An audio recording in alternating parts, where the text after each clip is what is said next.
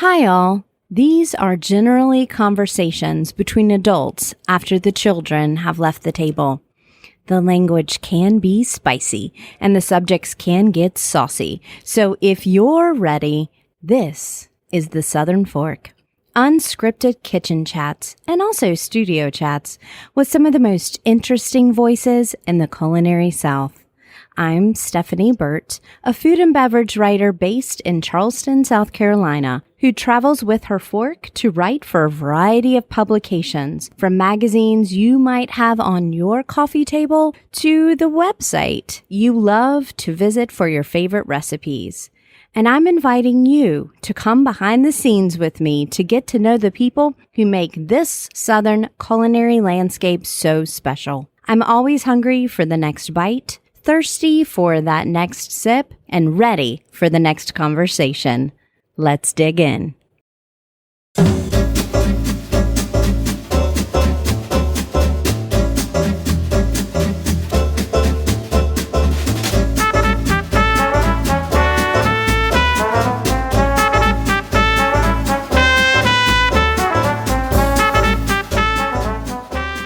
The Southern Fork is honored to be presented again this year by Townsend Automotive in Tuscaloosa, Alabama. For more than 48 years, the Townsend family of dealerships has been a locally owned company built on service and connection with its customers. And their experienced team can walk you through the car buying process side by side, from test drive to service oil changes and beyond. Townsend goes through a rigorous vetting process to make sure that every pre-owned vehicle adheres to quality standards. And right now, there's plenty on the lot to choose from in various makes and models. Visit townsendhonda.com for current inventory, or if you're in West Alabama, stop in. Townsend Automotive salutes local entrepreneurs, from restaurateurs to podcasters, and they welcome you to be part of a community that does the same. There's something of a relaxed grace about Florence, Alabama. It's approachable, artistic, yet with a definite Deep South accent. And Odette, a restaurant nestled in a historic storefront in its downtown, is the culinary embodiment of that aesthetic. That style comes from owner Celeste Pillow and chef Josh Quick, who's been at the helm since it opened in 2013. Although Josh didn't grow up in the town, his personality and style of cooking seem completely at home here. He came to Northwest Alabama by working at the Marriott Shoals, a popular hotel in the area, and before that, earned his culinary training through an American Culinary Federation apprenticeship at Walt Disney World.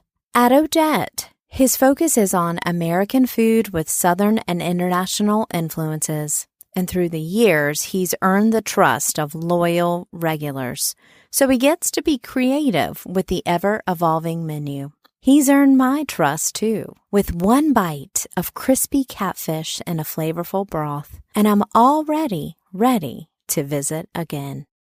Welcome to the Southern Fork. Thank you for having me. Yeah, I'm so excited to be sitting here with you today because we ate half the menu, maybe? Yeah, quite a few things. I'm glad y'all tried all the different Oh, it was so good. I don't know. Everything was so well done. I love the crispiness of the catfish with the broth, because that was a contrast that's a little difficult to get and to hold long enough to get to the table. So that was really nicely done. It was executed well. I've eaten probably my weight over this tenure in pimento cheese, but yours was excellent. Can we start there without giving the secrets away? It's actually a little bit of a funny story. So I was born in New York. My family is from New York, but I grew up in Montgomery. And my mother never made pimento cheese. We didn't eat pimento cheese. And when I was a chef at another restaurant, I was like, well, we should put some pimento cheese on the menu. I never made it before. So I tried some and started putting a recipe together. And that's kind of how that one evolved. Wow. So it's very much your own. Is there bacon in there? Oh, yes. We serve it with a little bacon jam on top. Yeah. Well, and the saltines have been amended, shall we say? Yes. Fried saltines are... It's a secret. Well, my old pastry chef was somewhere, and she told me about having them. I was like, we've got to try this out. So she came back from her trip, and we tried them out right away. And I was like, this is amazing. Yeah. It's so simple but delicious. So we've done them for a few years now. I know. Whenever you really want to up your cocktail canapé game, just fry you up some saltines and put out a tub of pimento cheese, and you're done. Sure, yes. Yeah. I'm excited to sit down and talk with you today because you really were, based on my reading of you, pretty singular that you were going into the culinary profession, doing the Disney apprenticeship. Was it called apprenticeship program? Before we even get into kind of what your aesthetic is here at Odette, I'd like to talk about the idea of being like a banquet and a party chef and how that transfers, how you have to kind of transfer skills to do a chef-driven restaurant. Yeah, so I came up working in hotels and doing a lot of banquets and catering, and I really liked the logistics part of that. Like it was like a puzzle you're always putting together, and how much of this to make, and this getting all the things ready by this time, and so that was really enjoyable. And then I had the opportunity to be a restaurant chef in a hotel, and I really wanted it to feel like a freestanding restaurant, not a hotel restaurant. So I researched a lot of menus, ate some places, and just tried to put myself in that mindset, read cookbooks and that kind of thing. And luckily I had a support team there at that hotel that allowed me to kind of find myself as a restaurant chef. So that's kind of how that started. And then when I had the chance to come and work at Odette and help create that, they were very supportive as well. So it's really, it's kind of been fun to follow that path. When you're switching over and you actually are working as a restaurant chef, what is one of the things that was surprising to you that is so different? Because the logistics, I think a lot of restaurant chefs couldn't go the other way because the logistics aren't a strong suit. I've heard that Just before. Heads up. Yeah, that's true. I've heard that sometimes a good banquet chef can always be a good restaurant chef, but not necessarily the other way around. Right. I was told that as a young cook. Surprising things about getting into this. I think how much things change just day to day. I mean, throughout the shift, there's always surprises when you're catering and doing banquets, but in the restaurant, I mean, just everything's changing constantly, based on the cover count, and that changes day to day, and for no reason at all, everybody gets the catfish today or the burger, and now you're out of it. There's really no way to plan for it. So it's always fun and interesting. It creates a little adrenaline rush that I think people in the restaurant business get kind of addicted to, because your brain's always racing and trying to figure out the next thing. Right. Yeah. Now, position-wise, do you have a position that you love? Are you an expo guy? Do you like to jump on a station? If so, I do like expo a lot. My favorite station would probably be saute. Though recently with some staff shortages, I worked a long stint on the grill, and I was like, I like this. This is kind of fun. Which I might have worked grill and throughout the restaurants, but I was always seemed to be drawn to saute. But I really did enjoy that. Here at Odette, I remember I've known about you and Odette since, pretty much since you opened, because I think, what did you open in 2012? 13. 13. And that's when I started at the local Palette. Okay. And I was online editor there. And I remember you popped onto our radar, and so I've known about Odette. And I feel like that was only yesterday. You probably feel like it was only yesterday, but also the longest decade of your life, 9 years of your life. Yeah. Also me as well. But, that idea of Florence, Alabama, there was a big splash. There was this idea that, oh my gosh, Odette's like very special, and you got a lot of press, and you were in the Alabama cook-off. And then, as happens in my world of media, new equals notable, right? And then it just kind of subsides. fall into the mix. You fall into the mix, and you fall into the rhythm. And here we are 9 years later, and you're just quietly working, producing food in Florence, Alabama.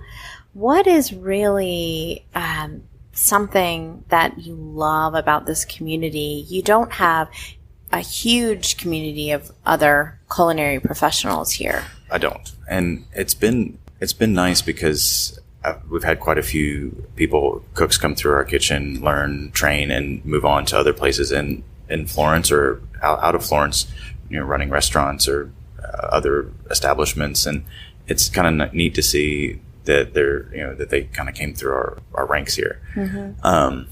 And just the community has been so supportive, and it's nice to look back at our menus from nine years ago to now and see how they've evolved, just because the community's kind of asked for it. And, as a new thing comes out and they really like it, they're like, okay, I can do this and just, some different things and fun things that you wouldn't think you'd be able to do in a little small town. I remember one of the kind of a strange thing we had on the menu one time was a beef tongue tostada, and told the cooks and everybody that we're going to do this thing. And they're like, who eats beef tongue? Like, why? No one's going to eat that. And we sold a ton of it. People loved it. And it's just fun to see that kind of thing. And this is one of the reasons why I wanted to come to Florence, because there's an artistic community here. Yeah, sure. Alabama Channon, Billy Reed are both based here. And, there's something in the Muscle Shoals with all the music. We were at Muscle Shoals Sound, which is really hard for me to say on a mic, so I have to slow it down. We were there yesterday, and somebody was joking, and it's an old expression, there's something in the water, but there is this kind of artistic, calm, not flamboyant, but art focus here in Florence. And really, if you're coming out of the apprenticeship, you're a banquet chef, you're working with Marriott, you can go anywhere. Right. So what is it about this Alabama soil, this particular North Alabama? Is it Northwest Alabama? Northwest Alabama. Northwest Alabama region that really inspires you creatively? Because we're going to get into kind of what Odette is and how that aesthetic transfers. But well, like I mentioned, having a great support at the hotel I was at and the restaurant there. We went and cooked at James Beard House when I was there, and as a hotel chef going to do that and we brought all of our ingredients from Alabama, and I really got sucked into the whole like farm to table kind of thing and trying to do that, as much of that as possible. And there was a great bounty here of meats and vegetables, and so I guess that kind of from a food standpoint got me there. And then once we started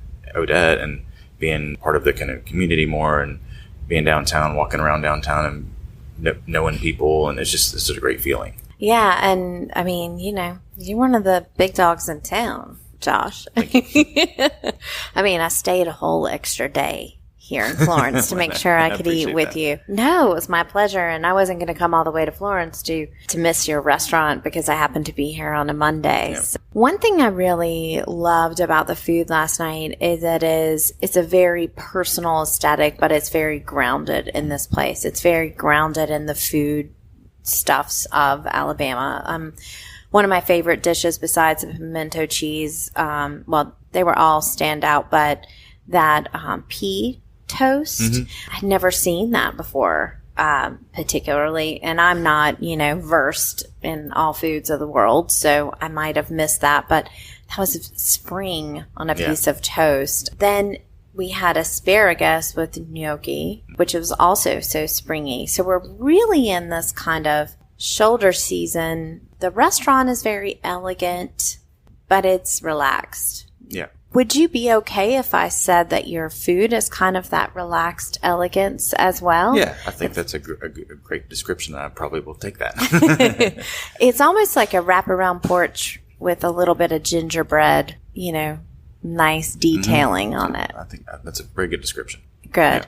So how did you come to have this style? It seems the reason I'm mentioning the pea and the asparagus, it's not just the seasonal thing, but there was a through line of everything that we ate last night. It was very consistently an unspoken you voice. And that's nice to hear that comes through. So. Well, and that's part of why I always make sure, as the Southern Fork listeners hear a new interview, that they can trust that I have tried the food. I get invitations to have people on the show all the time, but I want people to know I've tried the food. And one of the reasons I have to is because food is a communication. Mm-hmm. And you're trying to talk to me in an unspoken way, which is art. Okay, so I'm going to just ruin it and ask you to speak about it. What are you trying to say here at Odette? Oh, I guess it's just food that I enjoy, and then you start with that. Bring in the season, like the pea toast is. I always think green, and you're talking about green, and it's funny. We're putting the menu together for a spring menu, and how green it is, and it's always been that way. And so from something I enjoy to how do I tweak it, make it feel a little more elegant, because like you said, is it a little bit elegant, but a relaxed atmosphere. It's not white tablecloth or anything like that. Mm-hmm. But it's good food that's comfortable, that you feel some kind of food experience for. People don't just want to fill their bellies these days. They want to have an experience from the service, the beverage, the food. So I try to create that with the dish. So I guess that's kind of. And how do you process. know when something doesn't fit on there? Like, 'cause you're tweaking that menu, and for those of you that don't eat in restaurants like this often, it tilts very slowly. It's like a wheel of fortune kind of thing. It's not like, or most of the places, you'll put something on as a special. It might stay on for a little bit, and then you rotate through. Like, that set of the gnocchi will not be that way, right? For a couple next month. Correct. So right. We usually keep kind of those standards on. Like, we have a catfish, a gnocchi is always on the menu, but it's always going to change based on what's available seasonally. When you eat it, you feel like, yes, this is May, moving into summer. So it's not, a braised beef gnocchi that we did in the winter that you're eating in July. Because it's delicious, but that doesn't sing to the time of year you're at. Mm-hmm. When I put a menu together, we come up with some ideas, write some recipes. We roll out a menu, and then from there we kind of, okay, well, this isn't working that well. Or as we're making the dishes initially, we're making notes on the recipes and figuring out how we want to tweak it, or this needs a little more acid, or this is way too much of that, and kind of hone it in from there. Mm-hmm. And I take a lot of feedback from the staff as well. I want them to try the things and like, is this what you want? I'm like, no, that's not what I want. We need it. Let's change that up. Yeah. And that's not always. The first things I wrote aren't always what hits the menu. Mm-hmm. So, but I've written menus before, and I'm like, they're just words. How they taste can be whatever. Mm-hmm. So we can tweak it from there. We've got these words that kind of give us a vision and a direction, and now we can kind of follow that road. Mm-hmm. Now, I know that I already mentioned that you knew pretty early on that you wanted to do cooking, and I read that is because your dad loved cooking, right? Yeah. And talk about cooking together when you were a kid. Yeah, so my parents were divorced pretty young, so when I would visit my dad, there was always a food aspect to it, and he would make, we made bubble and squeak one time, and I was young, and we're eating that, and just... what is that? It's an English soup, and I don't even really remember exactly what's in it, but it was something that we made together, and making homemade eggnog in the holidays and just different things like that. So he had a little restaurant on a golf course before I was born, and I always had a passion for food, and it was upstate New York and just didn't do well, and he ended up going to the Air Force, but always had like a passion for food, and still does. Whenever we talk on the phone, he's like, I made this and we're doing this today, and he has a immersion circulator and sous vide his steaks and reverse sears them and all this stuff. So he's into it. So it's neat to talk about that kind of stuff with him. And but yeah, that was an inspiration, and I guess I early on cooked for friends and saw how that could bring people together and create happiness, and like, wow, you can do all this stuff, and it just makes you feel good about yourself, I guess. Yeah. So, do you like to cook when you're off? I do. Yeah. Yeah. Yeah. We have a pretty big family, so we usually on Sundays we're cooking something and try to get everyone together, all the kids together and eat. So yeah. How many kids? There are four children. So my wife has two, and I have two, and we all blended family together and eat a big meal, and usually every Sunday. So. Well, there are two types of chefs. There are the chefs that want to just keep cooking all the time. I call them the Prince of the chefs, because Prince would play a set play a concert, and then go to a small club after the concert and play again. Like he just wanted to play. Yeah. And then there are people that are like, never playing that song again. They're that kind of concert, and they're going to play their one set and get off. And then they want to go hear other musicians. They want to do set. So you're definitely of the Prince sort. What is now coming out of the pandemic? This is a small college town. It's art town. It's a place for a lot of people to do long weekends. Mm-hmm. It's not like a place where they might have a river house or something like that, but it's generally a small town. Right. So how do you, coming out of the pandemic, we talked a little bit off mic, you're always going to have staffing. This is very different than Birmingham, where you have a larger pool of people. It's just a bigger city. It's a bigger food scene. How do you look for the right employees to add to Odette's staff? It's really about attitude. I mean, it's all about the drive, asking them, like, why do you want to come work here? What do you like about food? Like, what things do you like to eat? I remember I hired a cook, this is probably 5 or 6 years ago, and she was in the culinary program, never worked in a kitchen, but she had been to Japan, and she was super passionate about Japanese food. And I'm like, we gotta have her. I mean, like, yeah, she hasn't cooked, but you got the passion for it. We're not doing anything hard. It's not. We're not. We're not operating. It seems kind of hard, but it's all stuff that can be taught if you want to learn. And so people that are excited about it, and we just try to give someone that same feeling that I had as a kid cooking for my friends. So like, okay, now they feel like passionate about something. They feel like they can do it. They talk about it when they go home, and then they make different things for their family. And now they're sucked in. Yeah. And we've got them addicted to the restaurant world. Well, it's also, there is a click, when you're like, wow, I just reverse seared that. Yeah. I cook at home, and every so often I'll give myself a task, like I want to learn. One thing I learned during the pandemic is how to cook a whole fish at home. That's fun. Because I love whole fish. And I was like, well, I can't have that.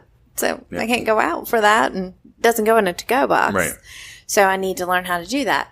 But there is that sense of accomplishment. 9 years is a long time. And is this comfortable for you? Some people want to expand, to do something else. What's making you hungry right now? Well, we do a good bit of catering and different events and stuff, which has given me the opportunity to grow some of our staff, give them opportunities in the kitchen. So we've recently started doing some catering at the new Orion Amphitheater over in Huntsville, doing food for for artists. So that's been a fun project. We're doing our second run of that this coming weekend.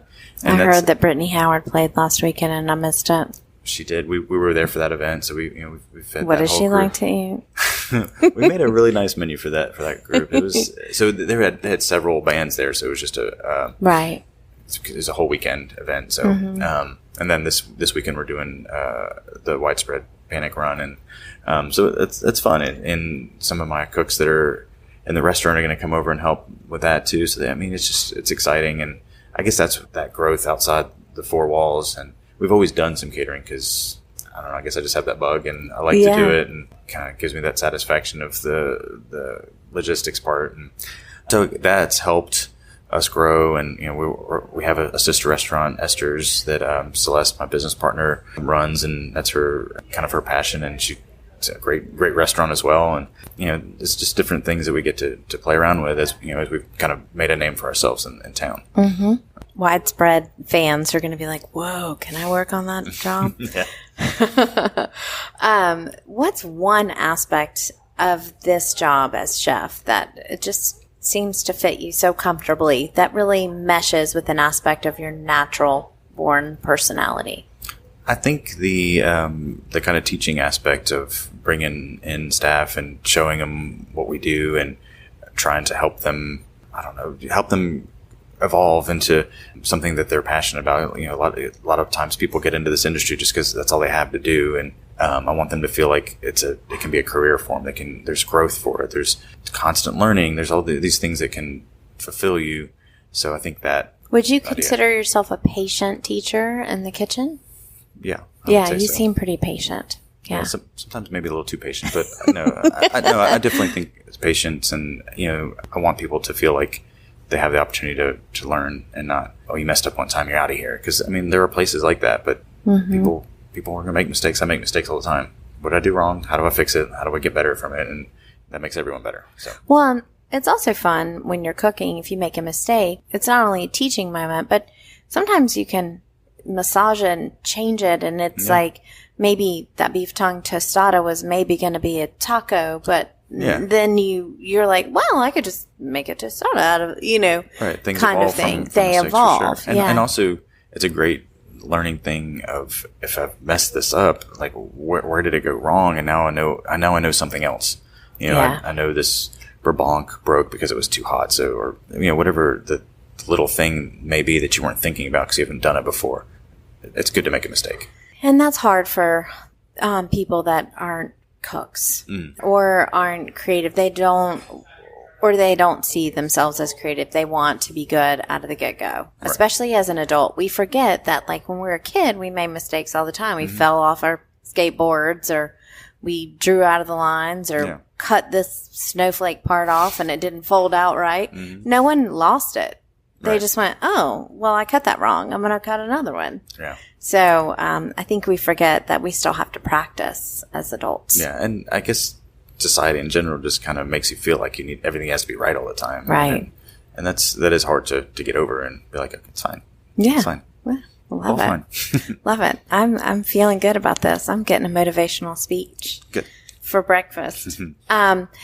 So, quick fire, something that is keeping you up at night. I guess as we try to grow things in the restaurant and create new opportunities, and we've got a very new staff, front of the house and back of the house. How do we make sure we continue the quality we've done? How do we still make it interesting for the people that have been here for a few years, and make sure that they don't get frustrated with all the newness and training, and provide them growth opportunities? Because you find some good people, you want to keep them and want them to feel like they're a part of a team, and that they have room to grow and get better and be fulfilled. And so that's probably the biggest thing right now, is just making sure the crew is taken care of and happy. And what are some of the ways that you do that you take care of them and make them happy? Giving them some opportunities to take some more leadership, or take on different projects, something that they feel like is their own, and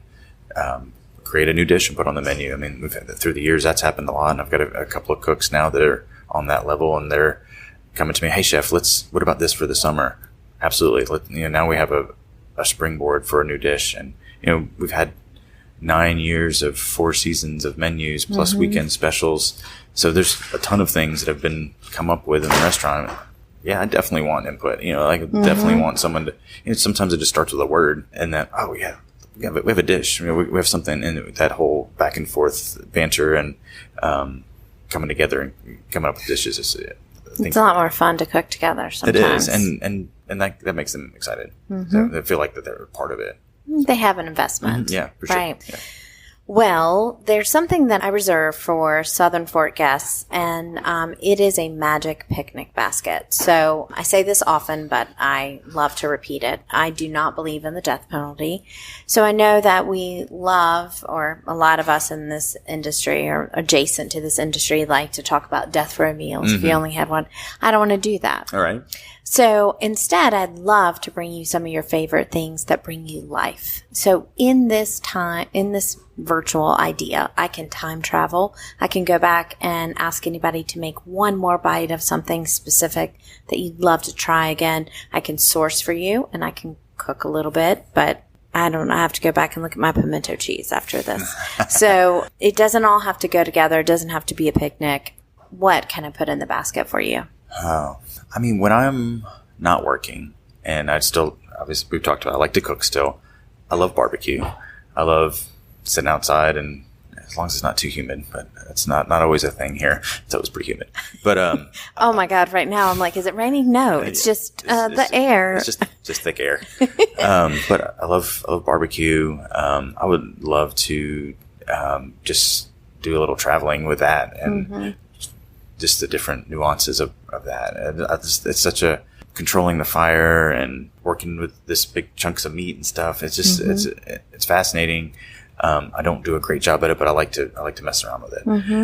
So I think something like that would really. Are you a beef brisket person? I love beef brisket. That's more of your thing. I love it. I love pulled pork. There's not something I don't like, but I scan through Instagram and see all these I follow a lot of barbecue things, and you see those big platters of like the smoked brisket with the sausages and the mac and cheese and all those just kind of warm, filling kind of things. That would probably be where it would go to. Okay, so great. We've got that. We've got some sides. Is there any beverages or desserts in that basket? Mac and cheese, barbecue brisket. I'm on it. Yeah. I know John Lewis. Well, then so that's. I'll help you out. Yeah, I need to try some of that. Ooh, a beverage. You have to have ice cold beer for that. It's hot out. Yeah. And dessert. I don't know. What do we eat dessert? Maybe some banana pudding. Oh yeah. That's classic. Yeah. Barbecue spread. We'll put it on a big red plastic tray for you. That sounds How about good. that? Yeah, well, if people want to learn more about Josh Quick and Odette in Florence, Alabama, you know where to go. You can go to thesouthernfork.com. As usual, I have links there so you can see the images of the face behind the voice and some of the beautiful food that he and his staff prepare nightly here. If you like what you hear, there are more than 275 episodes in the archive. So please hit that subscribe button. Then you don't have to worry about it. You get a new episode to munch on every week. And if you feel so inclined, writing a review makes more people discover the show. So thank you so much for taking time on, I don't even know what day it is because I've been road tripping in Alabama. Wednesday morning. I'm not sure either. But I have had coffee, I promise. But thank you so much for feeding me so well last night too. Thank you for coming. We appreciate it. Yeah. Hello and welcome to Talking with My Mouth Full. This episode concludes my episodes that I recorded while on a very wonderful road trip through Alabama. And during my last stop in Florence, we were able to stay at the Gunrunner Hotel in downtown Florence, Alabama. And y'all, I've just got to tell you about this super cool hotel. It's in a historic building that was, it's been a lot of things, but it originally was an auto dealership in the early days of automobiles. And it's just this very small boutique hotel. And there is a bar at the center of it that is built on the old elevator for the old car elevator. The hotel is named for a pawn shop that was once housed in the building, but each one of its suites are really inspired by a musician or a designer that is important to the area, and it's very, very unique. It's also is connected to a medical spa, so it's very much hands-off. You just check in, you can hang out at the bar. Your very spacious suites. I had a steam thing in the shower. I was in the Billy Reed suite. So, gotta love that. Billy Reed, thanks for all your support through the years of Southern chefs. And I really, really, really would love it if you brought back that make cornbread, not war hat. But anyway, I digress. It is one of the most unique places that I've ever had the opportunity to stay. And on top of that, had a really, really comfortable bed, which is important, number one, no matter the style. Hope you get to take a road trip this summer, and thanks for listening, and I will be right here next week.